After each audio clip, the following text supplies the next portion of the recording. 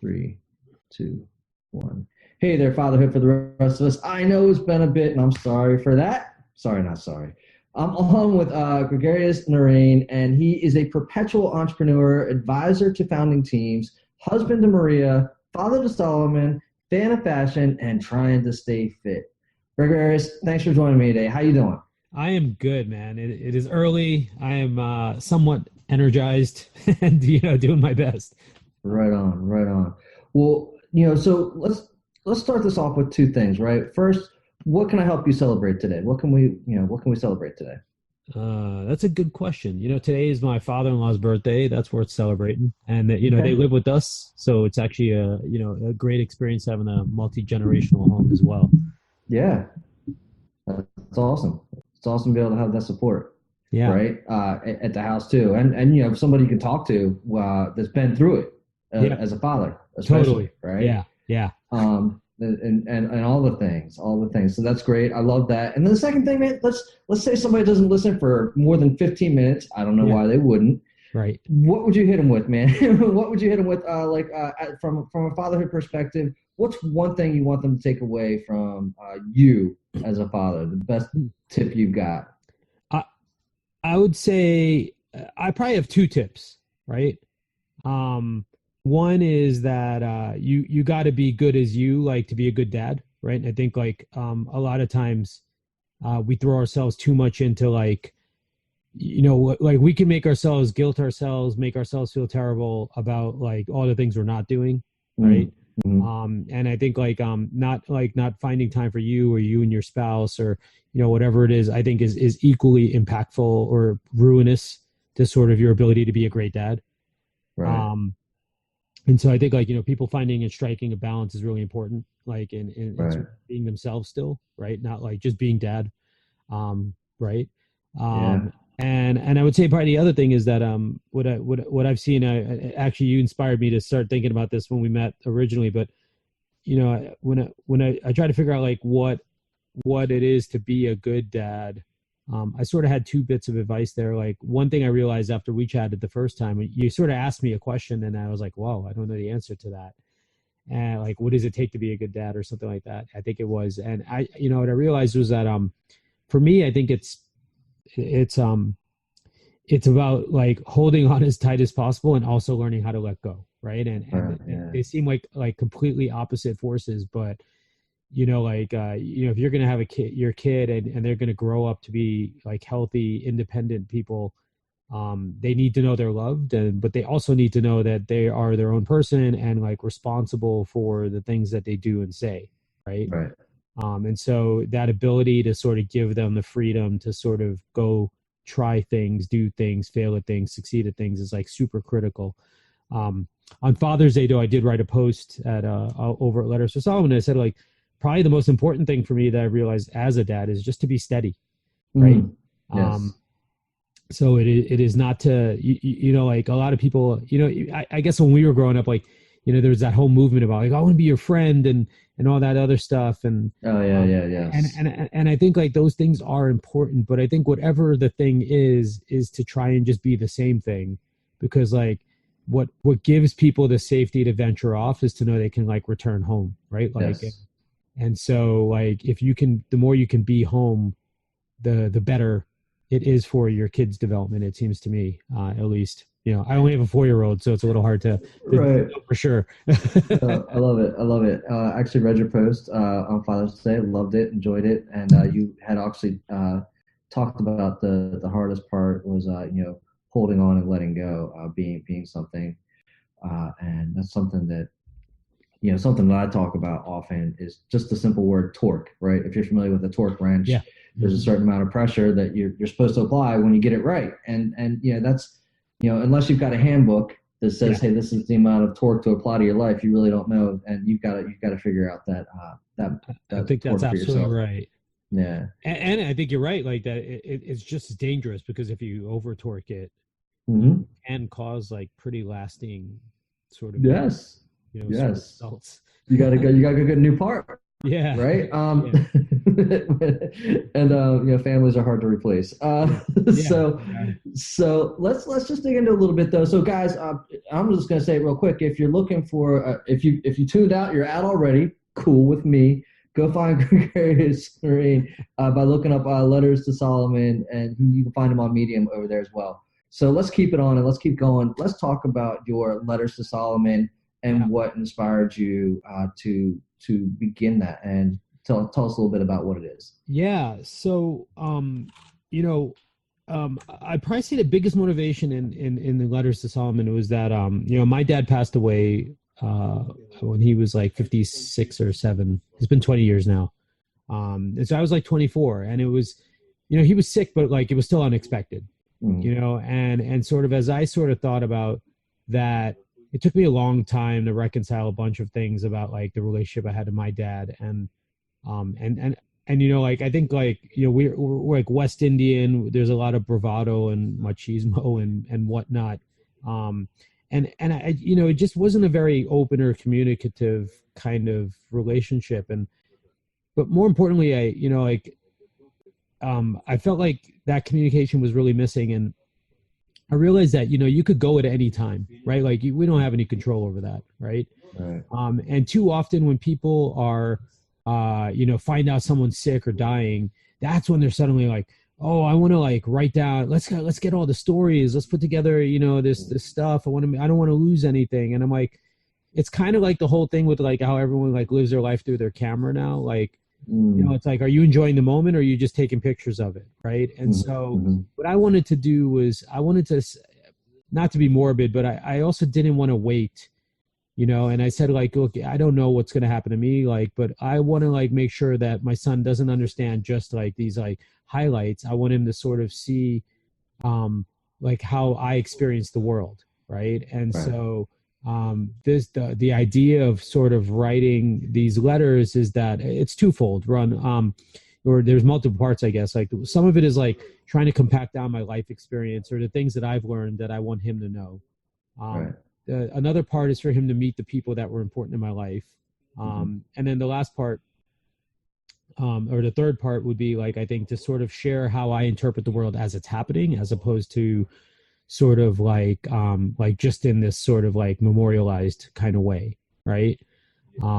So I like after the last election, I wrote a letter, right? Like just about how I Right. felt, right? Or Yeah. as news events happen, I write about those things. So it's not just like these poignant moments, like per se, like in my personal life, but also just like the world and everything else. And then the last piece I think is like, why do these letters and why are they public? One of the things that I've always valued, or I think is important, is that I don't want him to think anything is special either, Mm. right? Okay. And to me, I want him to understand that helping other people and like other people benefiting from things is more important than anything else, right? And so in some ways, he's the most special thing to me, but I want him to understand that the things that I've learned and the things that I want him to learn shouldn't be learned by just him, or they're not special to him, right? Like, Okay. and so he should have those memories with the world, and he should give back to others as well. I love that. I love that. Do you mind if I actually do you mind if I read a piece from the blog here? No, by all Because means. this is I think it's your first one, right? It's just right when you get to the bottom, and like I was like after I read it, I was like, yeah. So I was just really excited by it, so I wanted to share it. So this is from again, I think your first one. It says, "I never had anything to lose before I had you. I started writing this note when I was 39. It was when I knew we would have you, but didn't quite know what it would mean to be your dad. Now, a year later and 7 months into your life, I know better and wanted to add one last thing. Being your dad's already been the most amazing journey I've ever been on, by a lifetime. But as with every force in nature, there's an equally powerful counterbalance. I've had the luxury of living a wonderful life, had everything I ever thought I wanted. I've never worried about losing anything, ever, as almost everything seemed replaceable or inevitable until you were born. Now my heart skips a beat on the regular, but I wouldn't have it any other way." Dude, I thought that was just awesome. Yeah. So I think that's awesome. And after I read that again, I was just like, this is first of all, you're a great writer. This is a great blog. I love what you're doing. I love what you're sharing. And I love kind of how you're going about it. But I mean, I read that and I was like, I totally agreed. I mean, I was just like, I get it, right? Yeah. Being a father is just so huge. And It, and Go you know what's ahead. funny is after that first letter, so many dads came to me and were like, "That's how I feel," Right. and I found it. I was like, it was humbling, but at the same time, I felt a little sad because I feel like not enough people say that, right? And I think Hmm. like the the worry is that it has to be polished or perfect in some way, right? Hmm. And I don't think that that crap matters at all, actually, right? Like I think like it's better to be said than not said, right? Like, and it's better to be sort of honest and authentic than to sort of be polished and and sort of like packaged, right? Yeah. And like don't wait, right? I guess like the whole premise of my whole thing is like don't wait, right? Right. Yeah. Like what are we waiting for? For is it the time is right now, right? Like to do whatever you need to do. There's never been a better time than right now, for sure. Absolutely. Absolutely. I agree with that. And then, I mean, there was other things you had in here too that, I just, even the first letter was like just really powerful. One of the things that really, I think you and I talked about while we met, and, for a bit of a background story there is like you and I met in Denver at a random meetup, right? Like it Yeah. was like a totally random meetup that who even knows like how these things happen, You right? were in town for like a day, I think, also, which was totally random. Yeah, right. Right, right, right. So it was like it wasn't even like yeah. So it was just funny because honestly the other thing that was funny too is I mean you're a well dressed guy and like we're sitting there we're watching this other stuff and I was like I don't know what the conversation is going to be like, do I even bother, right? Yeah. And because I mean I think that's how most conversations are, right? Like do I have another conversation in me? Yeah, Right. And exactly. let's go see how this goes. And so we sat down, we started talking, and there was like so much that we had in common. Yeah.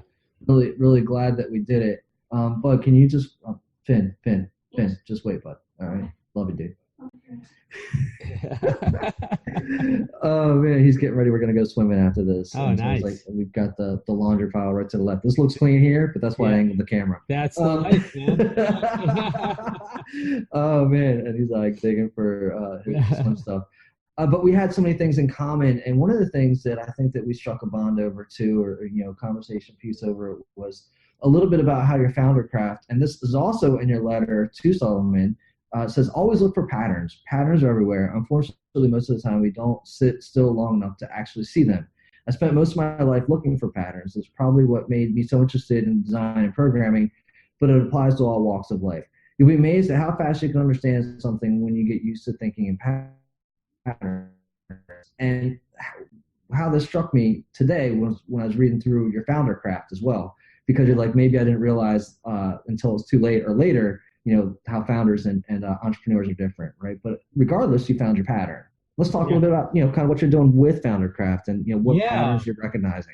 So, it's interesting. So I've been a serial entrepreneur my whole life. My parents were both entrepreneurs. I got into med school, but they were like extremely surprised that somehow like I became an entrepreneur. And the interesting thing to me is that, in looking back now, the idea of Foundercraft is really like that. In some ways, I feel like I'm really content with what I've done as an entrepreneur, but now I more want to be. I realize I like being a father to everybody. I think is what it kind of boils down to. And so like what I found is that mentorship and coaching has actually been a much more fulfilling draw for me, like than Mhm. building another business, right? Like Right, look, that is a business unto itself. So like it's not like I stopped being an entrepreneur. Um, right. but I also feel like sharing and helping others be successful or not make or repeat the mistakes that I've made is actually like feels like a really good use of my time.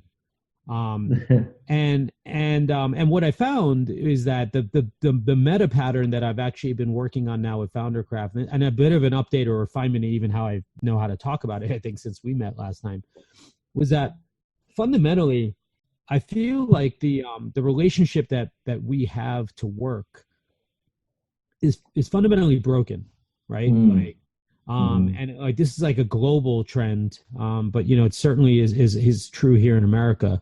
And I think like we have become obsessed and over dedicated to work. Um, and what I've been working on really at Foundercraft is trying to help rebalance the equation for people, right? Mm-hmm. And part of that, right, is like if you can make better executional decisions at work, right, like then you free up time for other things, right, because you spend less time toiling around, you spend less time mentally stressed out, etc. But at the same time, I'm trying to help people balance or rebalance the other parts of their life, right? And so um, I'm working on a book right now, actually, that the title originally was Foundercraft. Um, and but I think the working title right now is minimum viable person, right? Love that. And Yeah, that's great. and thank you. And you know, I think the idea of this is really that that we have to show up as a person in a lot of different contexts, right? And I developed this theory like an economy almost, and the way I look at it is that there's like sort of like 7 commitments that we've made, or 7 kinds of capital that we have in life. There's your function, which for me is often like as a founder, but it could be like your job or whatever you do for work, right? There's your family, there's your friends, there's what you do for fun, there's your fitness and your health, and there's your finances, and ultimately there's your faith, right? Sure. And in my book, what ends up happening is that, you know, especially in these modern times, like functionally, and it's even kind of back to my original point, a lot of times we like what ends up happening is that guilt becomes the thing that bounces us back into a thing to get us to recommit things, or it's the thing that makes us run away from it more and more, right? And so when we decide to start a company, we decide to dedicate ourselves to our career, we decide to go for that promotion, whatever it may be, what ends up happening is we get heads down and we start to ignore and shut out more and more of these other things, right? And those things that don't have a voice, right? So sometimes, you know, a small child, a baby, right, like etc., they get pushed to the side, right? Our friends that, you know, that are trying to be understanding, right? You know, our morals, which don't have anyone to speak up for except for us, right? You know, our spouses who may, you know, silently be struggling or not willing to complain because they understand the stress, right? What ends up happening is we spend all of that other capital without even thinking about the costs or the debts that are created as a result, right? Right. And what I'm trying to do is help people, and not to be preachy about it, but more to sort of show them that, like, look, 95% of your companies are likely going to fail, right? And so the reality is it really worth sacrificing everything for that, right? And more importantly, it doesn't have to be such a binary choice, right? Which is that you can have more of it if you just try to, right? But, you know, we as founders and startup people, you know, oftentimes we live these purely reactive lives, right? Like where we don't actually take the time to process, to think, to find the patterns, right? And so if we can find a way or a better framework or some tricks to help us find more balance in these things, I think we actually feel more fulfilled, and that fulfillment makes all of the things more sustainable, right? And so what I'm actively doing now at Foundercraft is actually trying to blend like lifestyle, personal, and business development sort of coaching all together. So like my motto is almost like I'll be your gym buddy, help you with your nutrition, help you with your fitness, but also like work on sales strategy or marketing or product or whatever it may be that you need at the same time. Nice. I love it, man. I love it. And it, you know, I love a couple parts in that I just really fulfillment is huge, right? You've got to be fulfilled in kind of what it is that you do. And if you're not getting fulfillment at work and or at home or something, you got to be getting it somewhere. And if you're just straight up grinding it out, is that a life worth living, right? That's right. And then the other part of that too is like, you know, I can only imagine, like, I'm not an entrepreneur per se, like, you know, I'm a solopreneur, like doing, you know, podcasts and doing coaching, but I've never had to do something like, you know, start up something where I had to get an office building or anything like that. Right. So, but I can imagine the passion and everything that's into that, right? It's gotta be intense for some period of time.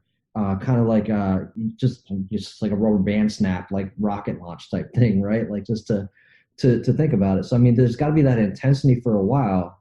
Otherwise it might never get started. And I think that even similar to parenting, right, it's that first couple of years where you're so focused on the child living that sometimes your relationships sacrifice, sometimes your health is sacrificed, and all these other things. Is that kind of what you're seeing?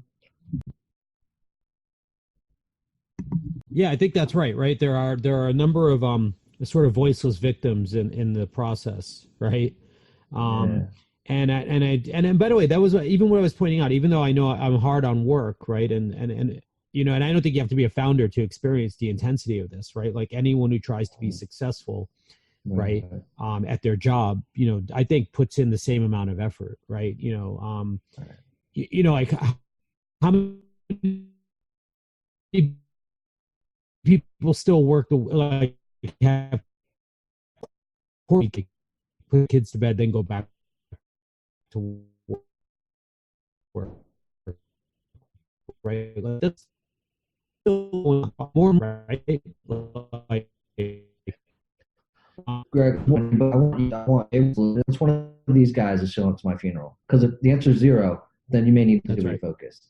That's absolutely right. Absolutely right. And that was what even the point I made earlier though was that when we first started was that like you got to be a whole person, right? Like Mhm. that also means not just being a dad, right? That means like Yeah, being yeah, a absolutely. friend and being good at your job, right? Like all of those things they're all so connected. I think like we try to compartmentalize, especially as guys, I think, right? Like Yeah, we're yeah. especially stupid about doing things this way, I right? think that's just how we're designed. I mean, right? That's just seems to me like the design is like this has this place in my brain and nothing else. It's like the mashed potatoes don't touch the peas, don't touch the chicken. Yeah, it's funny because like so my best friend, this guy Brian Solis, right? He wrote this book called Life Scaling, and he's actually his book, the premise of his book is actually about rejecting a lot of the sort of multitasking and trying to find and unlock more of Mm, your creativity. And what's really yeah, interesting is it's in some ways I totally agree with him, but I'm also trying to add other kinds of multitasking back into your life, right? I'm just trying to like move them from being purely digital distractions and more like um, real life enrichments, right? yeah, Um, yeah. I'll give you a good example, right? Like um, you've probably seen this, right? Like, but the walking meeting, right? Like, like Yeah, yeah. what is that? Well, if you look at the sort of 7 commitments I point out, there's a little bit of fitness involved, but you're also still doing your job, right? Right. And it's that simple thing of like turning that into a thing, right? Like combining those two things makes it possible for you to like actually like do a little bit of good for yourself while doing good at your job, right? Right. Yeah. And that's Yeah. what I mean by like multitasking, right? Yeah. Like Yeah. is that there are some kinds of good multitasks that you can actually do, right? And then there's just the pure stupid crap like where you have like 19 tabs open and you're trying to actually pretend you're reading all 19 of Well, them. I keep them all open myself just so I can Ah, get back to them. Like I got to get back to that one. yeah. Um, I think a word that I would use for that instead of multitasking myself would be integration, right? Like Yeah, yeah. now you're not so much you're doing your work and your exercise at the same time. Yep. And if you're lucky, maybe it's a lunch break and like maybe you can have your kid there with you. So then you've got family time, right? Especially if you're working from home. So you've got like now you've got 3 of the things kind of overlapping that are important to you in your life. So I Absolutely love right. how you've got that set up. Yeah, Yeah, and I no, like that that's word. I think perfect. integration is precisely is sort of like what we're trying to accomplish. I love it, and I also love. I mean, look, here's another thing that you brought this up, and I can't let it go. Is that the workforce like work in itself is kind of broken. Do you think people need to be working harder, or less harder, or do you? I think the word that you use to kind of fix this is execution, and one of the things I think in execution is that's something that's like done with precision, right? Like if you define execution, it's done more precisely and done well the first time type of thing, right? Well executed. um what do you think is preventing people from being able to execute well? So that's a really good question. So I think in general, I think people should stop trying to work hard and work smart, right? Mhm. Um, and I think like there's two problems that exist here, and it's from both ends of the spectrum, right? On the one side, the expectations around work, I think, is a natural rate limit, right? Like when people judge you based on like, are you in the office, right? Like what time do you leave, right? Like these sorts of things, right? I think that that is one of the forces, one of the downward pressures, sort of on Mm-hmm. solving this problem, right? And then I think like because we've gotten increasingly distracted as a whole, like as a society, right, as a race Right. of people, Right. right, what ends up happening is people don't learn nearly as well how to prioritize. They don't know how to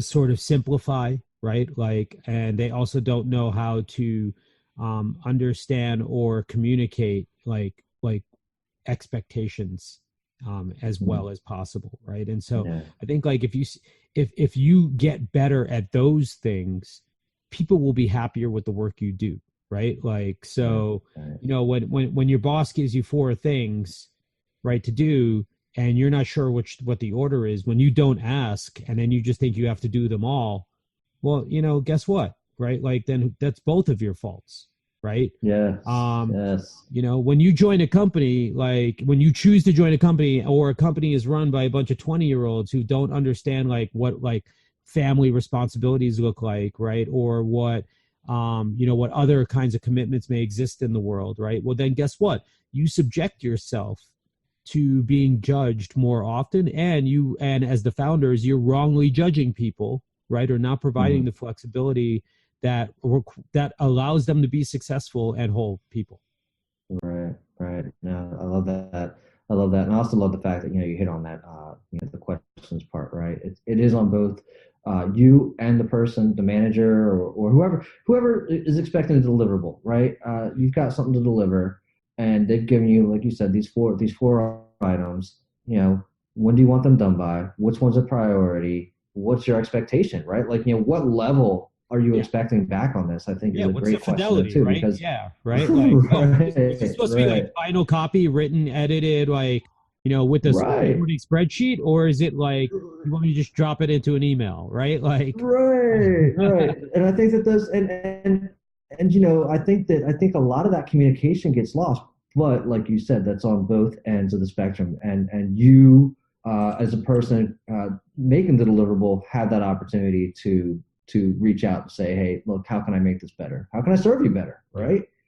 I think is the question. Let's flip this over, dude. I love it. I love Foundercraft. I love what you're doing. I think from what it sounds like, you're leading more with a vision. I think that's also what you put in Foundercraft is more of a vision than it is than just getting up and going to work, right? yeah, And I think that exactly. that's awesome. Um, so let's flip it over to fatherhood. Let's flip it over to fatherhood. We talked a little bit about it at the beginning, but what would you say? You talked a good bit about what the purpose of fatherhood was. Would there be anything else you want to elaborate on that? Yeah, it's I think like if I was to, I think like what I try to do with the letters that I write is again, I think it's the same theme, is I'm trying to make myself more whole, right? And I think that, like, like you're asking, like, how do people be more successful at work? I think those same rules apply to being successful being a parent, right? Right. Um, like, and we know this, right? Like when we don't communicate well to our kids, what we expect, well, Hmm. like kids will do the things that excite them the most, right? Kids will do the things that require the least effort when they think it's boring or not fun, right? Right. Oh, um yeah. and kids would not, barring knowing or having a sense of right or wrong yet, like they will just do whatever seems right. Mhm. And so I think, like, you have these same sort of problems. One of the lessons, my first letter was like sort of like the 30 lessons I learned on my way to becoming 40 or turning 40.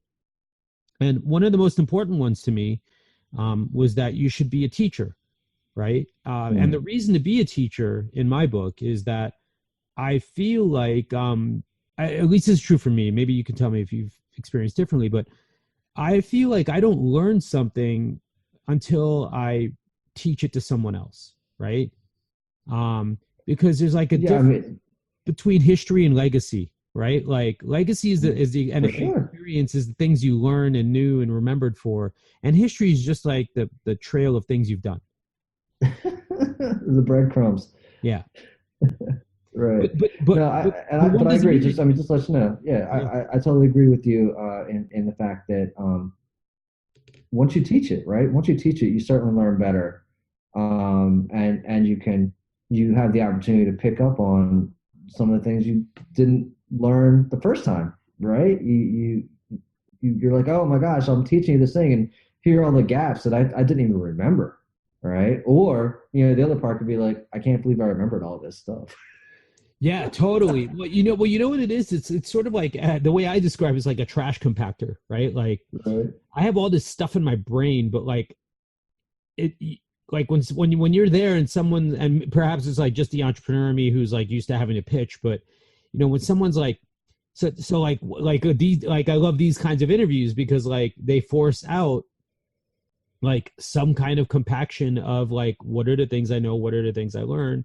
Like some of this stuff we're talking about now I've never ever said before, right? Like, but it's because we're talking, like, because someone prompts me to like try and do it, suddenly I'm like, what is the essence of the thing I learned here, right? And then now you convey it, right? And what's interesting and powerful Right. about that, right, is that history will repeat itself over and over again. And here's the problem: no matter what you've experienced, I guarantee you're going to make the same mistake again, because the next time, and this is why patterns are so important, is that the next time it will look different. It won't look exactly the same, but like below it is actually something common, right? Right. And Yeah. like I mean, trust me, like I've made so many mistakes repeatedly, and I'm like, damn it, like how did that happen again, right? Like, and Right. like, and Right. I'm a guy who looks for patterns, right? Like, but like every like a situation will just look totally different, right? Like, and some of the things are just your human nature, and you're just always going to be betrayed by them. I think my number one rule on my list was actually like the first thing was the thing I've learned most from my mother, which is that as I say, I would rather be taken advantage of than to take advantage of someone else, right? Mm, yeah. And that is like, for example, like a mistake I will continuously make, right? Like, Mm, because that is yeah. my nature, right? Even though I Sure. know the pattern, right? Hmm. Like I will allow it to happen, right? Because Right. like, I'm just not gonna, I don't see the point in, or the value in sort of taking advantage of other people. Right. Well, I mean, I think that's yeah, that's huge, right? You can walk away at the end of the day feeling good. I mean, that's what kind of Yep. what it boils down to, right? Like, I mean, you can always walk away at the end of the day feeling good. I love that. One of the other questions that I asked you when we first met too was, and I think that you didn't have the answer to this one, so hopefully you've had some time to think about it. Was what is something that your dad did that you're doing with your child? Like, what's like one of the good things that he did that you're doing with your child? Yeah, and this was the one that gave me a lot of reckoning and thinking about, because because my dad, like, it was weird. My dad was like a workaholic, and so he was at work all the time, and so if anything, he gave me the counter pattern, right? Hmm. Yeah. Was that Okay. he gave me the other guardrail to say, like, no, you shouldn't do that all the time, Mm, right? Like my dad gave me, if anything, a lot of anti patterns, right? sure. And by the way, like, as much as like personally I kind of have weird feelings about that, right? Like I appreciate them because it makes things better for me with my son, right? Right. Not Hmm. having my head in work all the time, important to me, right? Sharing and how I feel about him with him and with other people is important to me.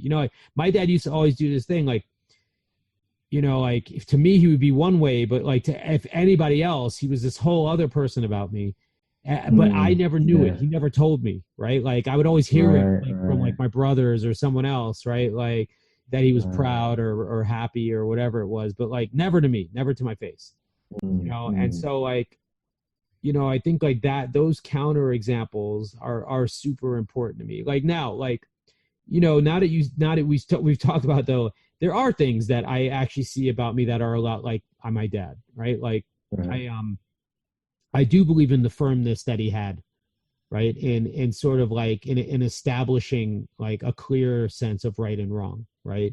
And of Sure. what's acceptable and what's not acceptable. And I try to do that now with my son as well, right? And it's funny because I totally didn't think I would be the strict one, but but like it turns out I'm stricter than I thought I was going to be. Um, but yeah, like I that part about my dad, when we were there, like I'm already like thinking about and looking forward to like giving my son chores because like I know how important it is for him to have That's like funny. things to do, right? Right. Like, and so there were things. I mean, like, I don't want it to come off like my dad was a horrible person. I don't think that at all. But it was just more. I think it's just like in the survey business, you sort of cut off the best people and best and worst things are things that stand out. Those are the kinds of people who like to leave reviews and those tend to be the things that stand out the most, right? Right. Well, I mean, even along those lines, what's like one of your best memories of your dad? I mean, I know he's gone now, so like, what's one of your favorite times that you guys had? Favorites. I, I'll tell you, there's these weird moments that that I remember. I think I wrote about them actually. One of them was I remember my dad like my dad used to have a convertible, and it was just while we were driving over the Tappan Zee Bridge one day, like with the roof down. I was freezing my butt off. I was like probably 12 or 13. And I was like, Pops, it's cold. And he's like, don't worry, it's gonna be warmer over the bridge. And I was like, really? And I was like, why? And I just didn't realize my dad had this like knowledge of like this other stuff, right? Like, Right, right. and he was like, well, the water holds the heat longer. And, he was just like telling me these things. And I was like, wow, that's really cool. And then on that same ride, he was like, I was asking, we were looking at the speedometer and he's like, you see, like, why is that little mark there at the 55? And I was like, oh, because there's a speed limit, right? And he's like, yeah. And I don't know why. It was just, for some reason, I always remember that little interaction. My dad used to also like, I learned my love of poker from my dad. They used to play like a money game down at their office all the time. And he would allow me to like sort of organize the cash pile and sort of like pick up the chips and what. And so that was always another part of it as well. It's one of when we used to do that, like they used to play like every Friday night, so we would be there. Nice. So I just have a bunch of random little ones, and that's Right. part of why I write the letters is that as things fade over time, and I Right. don't want to. I want to remember them. It took me 4 years of writing letters to Solomon to actually write about like the actual day my dad died. Right, that was I one of read the that. last. Yeah. Yeah. I just Yeah, read that. and and I was like, I don't want to forget it because it's fading. Like in some ways, right? Yeah. It's been 20 years, and I was like, I want him to understand like all the things I felt that day. Yeah. No, it's perfect. I mean, you gotta try and save them as clearly as you can, and the longer you wait, the more they fade, like you're saying. Um, what is? Do you have any books that you read that relate to parenting, or that you've applied to parenting that's been like kind of life changing?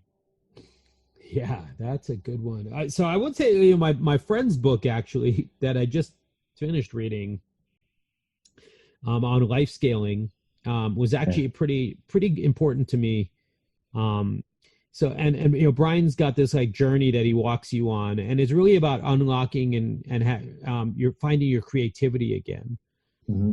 And sort of like one of the underpinnings behind the scenes in that book is really like going back to like thinking about how we were when we were children, Hmm. and sort of how we had like this open-ended relationship and this infinite well of creativity that the world sort of tends to take from us, right? Right. Yeah. um and Brian's book is really about like creating windows or opportunities for tapping back into that creativity, right? Nice. And I think that that's really important. Like I find myself doing this more than I think I should, but like I feel this need to be serious with my son a lot. Mm. um but how do you not do that all the time, right? Dude, Like this, how you can't turn off. Everything is a life lesson. Yeah, yeah, right. Like how do you be fun? Like how do you like, like what are the things you do to entertain, like etc. Right? Like Yeah, yeah. it's so funny because it's like I'm like, am I just giving him my boring ways of doing things, or is like, does he have things that I should be trying to draw out or participate in? No, those are both good questions. Both You good, know? great questions. Yeah. Yeah. So I had one guy on here. Jim was his first name. I forget his last name offhand, but like one of the things that he said to me, and I loved it, was, if you find your child's passion, and what they're really excited about, it may not be what you're into, right? And that's the problem because, like, kids will come up to you, and they'll be like, yeah, this, that, the other thing. You're like, this sounds terrible. Yeah. But the truth of the matter is, like, it's great for them. So he goes, find their passion, pour gasoline on it, right?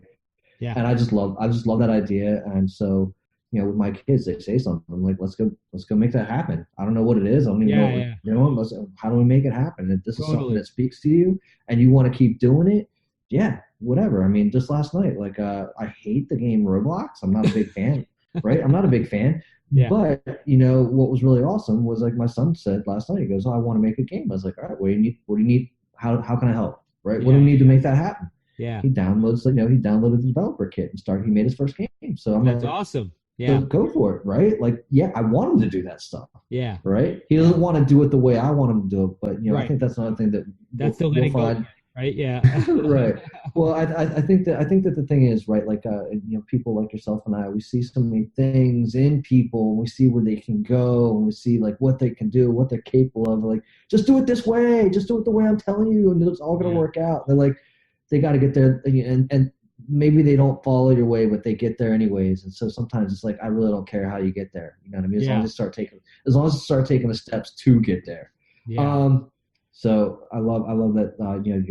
You've got some great questions there too. So let's say Solomon finds this, can't read for some reason, all the awesome letters that you've read to him. What is something that you would like to thank him for? Oh, that's a pretty easy one. I think it's just purpose, Mm, like I you know I recently had a friend, she just was writing that she decided she's not going to have kids. mm, And um and she has her logic and her reasoning, and I totally understand like where she's coming from, right? And but I couldn't imagine it, right. um like I, the hard part, I think, like when you're a parent is most of us don't do too much of a sales pitch trying to convince other people to become parents, I think, right? Like, Oh, right, like if anything, we're probably like great ads for why you shouldn't be one, right? right, right, right. um but I think at the same time, like there's this whole other universe of your life that, like, can you imagine what wouldn't it, like what kind of what would you be without it, right? Like, I mean, like I think like most of this like self-reflection that I have, I think I've always been reflexive, but like it didn't have a purpose, right? Like it was just sort of like, stewing in your own thoughts, but not like because there was a reason to sort of package them or do something with them or share them or whatever it may be. um Right. and like I think like it changes and motivates us in like all these other ways, like having someone to look out for, but like caring about the world more because I care about his future, right? And Right. Yeah. caring about like how I want society to be, right? Like it's like I'm modeling a person that I think has to contribute to the world the way I think the world should be, right? Right. Yeah. And I think that purpose that I've gotten from it is has been great for me selfishly, right? Um, That reminds me of the line that from Joe Dispenza, I just heard a couple weeks ago, talking about, how do you teach your children greatness, and that's by being an example of greatness, right? And so I right. think that that's kind of what I see you doing too, right? With your fitness regime, with going out there and trying to get people to do these great things with their companies and having a vision, and sometimes you can't convey all that in words, and the children need to see you doing it, Yeah, right? Because another great line that I've been reading a lot lately is, like, it's really easy to say all the that's words, right. but it's Living another by thing to them live and them. doing them, yeah, is a Yeah, whole other business, right? right, right, right, Without a absolutely. doubt. Absolutely. Well, Greg, is there anything that you want to drop in here that we didn't cover? Hmm. No, I think we covered a great deal of topics. I think just one of the themes I see a lot of is, it's something we just went over before, but I think it's worth reiterating, is just that don't wait to do things, Mm, right? Like, like if you've got a passion for a thing out there, if you see something you want to do, don't like wait, right? Like just get started, right? Like, I think a lot of people are stuck in life right now. And like, my goal is to figure out how do we get you unstuck, right, right? Like, and getting unstuck is actually probably a lot easier the second you're stuck, right? Like, because that's right, the first step, right, right? right. And if you feel that happening, like, look, we're never going to be perfect, right? Our kids are probably going to hate us half the time. They're going to be like, say this or that. They're going to feel one way or the other. Stuff's going to come out of their mouths. They're going to do things that we can't understand or explain. Right. That is not like, there's not a one-to-one line, or sort of like, because you did this, that happened, right? This is Right, not a right, it's not this sort of if this then that sort of situation, right? Like they're people, right? Like, and people work like with slow changes, right, over time. So mm, don't don't worry about being perfect, right? Like, just get for going on sure. the things and improve it. Find the things you want to improve about yourself and start doing it. Yeah, yeah, absolutely. I mean, that's so when we met, right? We saw that guy give Matt give his presentation on the beer, man. I was like, Right. I was jumping up and down for his story too. But like, he finally leaned into his passion, right, and went for it. And seeing that happen over and over again, just people don't think it can be done. And I would encourage them to go to meetup events like you and I met up at, right? To go Yeah. seek these people out. If you don't think they're not unicorns, dude. Yeah. There's a lot of Yeah. them out there, and that's kind of actually the beauty of it, right? The Yeah. beauty of it is that if all of these other people can do it, it's a good chance you can do it too, Right. right? Yeah. That's a great point, I think, right? Is go make more friends, right? Like, it is bizarre because we just moved from San Francisco to Denver, and Mhm. when you're like in your 40s, making new friends is like a whole other ball of wax, right? Like, Yeah, and so it's been interesting and fun, and I'm happy to say I already have some friends here and making more every day, and I like that. But it is definitely like, you got to learn. If you don't meet new people, you don't get new perspectives, you don't get new right, points of view, you don't right, get to argue with people, you just get too much of a routine or a rut. And I think right, expanding your universe constantly is going to always help you. for sure, for sure. Gregarious, where should I send people to find and connect with you? Well, if they want to read about Solomon, of course, they can, or any of that advice, letters to Solomon.com. I share all my letters there. You can find me on LinkedIn as well. I'm on LinkedIn as / Gregarious. I do a show on LinkedIn 3 times a week where I actually share. I talk to business professionals, executives, and try to distill that down for founders. So if you're an entrepreneur, and if you like are looking to like change your life or get unstuck, go over to Foundercraft and like let's chat. Well, I love it.